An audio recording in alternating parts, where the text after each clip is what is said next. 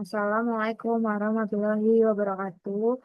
Perkenalkan, saya Salsabila Aulia Rahman dengan NIM 1710624044. Izinkan saya menjelaskan mini riset dari judul yang saya buat. Analisis pengaruh literasi keuangan terhadap perilaku menabung mahasiswa Fakultas Ekonomi. Jadi, eh, di bagian pembuka ini ada identitas dan fungsi akademik dan alasan pentingnya. Nah, bagian pembuka ini bukan sekedar formalitas, tetapi memiliki fungsi akademik yang jelas. Nah, dalam konteks ini ya, biasanya itu peneliti itu selalu melekat pada penelitiannya kan. Nah, makanya di sini tuh dijelaskan mengapa identitas itu harus disebut juga dengan langsung penyebutan nama, fakultas sama universitas untuk menunjukkan akuntabilitas ilmiahnya. Nah, itu.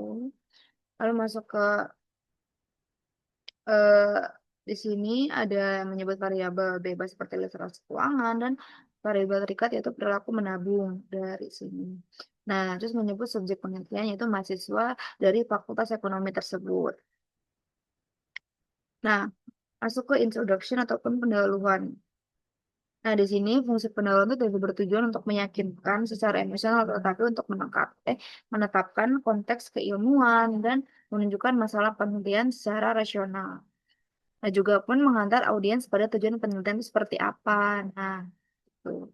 Nah, di sini ada definisi literasi keuangan. Kayak literasi keuangan itu merupakan kemampuan individu dalam memahami dan mengolah keuangan secara rasional. Tuh. Ini penting karena menyamakan persepsi audiens sama kita dan juga menghindari multifaksir yang konsep. Tuh.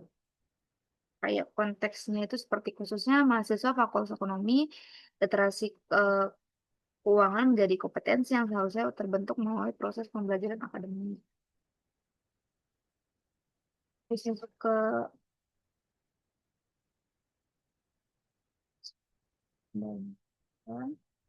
masuk ke metode. Jadi jadi kita tuh jadi tuh metode sorry, metode penelitian ilmiah itu kesimpulan yang dianggap valid jika metode itu jelas. Jadi di sini kayak metode itu dari mana datanya dan juga dikumpulkan bagaimana dan juga dianalisis dengan apa. Nah, di sini tuh melakukan pendekatan kuantitatif yang berbentuk data berbentuk angka dan analisis menggunakan statistik. Dan juga pendekatannya itu tepatnya karena literasi keuangan dan perilaku menabung bisa diukur dengan skala. Nah, metode surveinya itu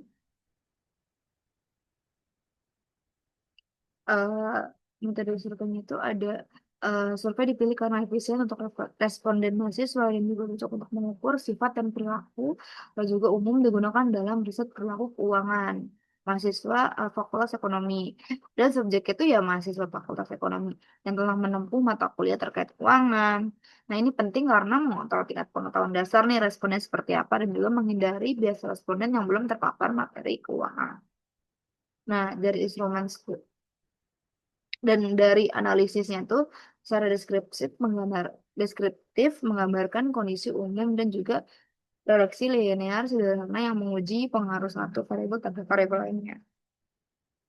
Nah, metode ini cukup kuat untuk mengukur mini riset mahasiswa. Nah, kita masuk ke hasil. Jadi bagian itu tidak berpendapat tetapi untuk menyampaikan fakta empiris dan menjawab pertanyaan penelitian secara statistik. Dan tingkat literasi keuangannya kategorinya sedang hingga tinggi berarti mahasiswa itu memiliki pemahaman yang relatif baik dan variasi yang masih ada analisis tetap relevan. Nah, dan perilaku menabungnya seperti kayak dalam kalimat nih terdapat variasi menabung juga ini menunjukkan tidak semua mahasiswa itu berperilaku sama. Satu dan kedua ada ruang analisis pengaruh literasi gitu dan hasil regresi ya berpengaruh positif dan signifikan. Nah, artinya secara statistik hubungan tersebut tidak terjadi secara kebetulan dan arah hubungan sejalan itu semakin tinggi literasi dan kecenderungan menabung itu semakin meningkat gitu.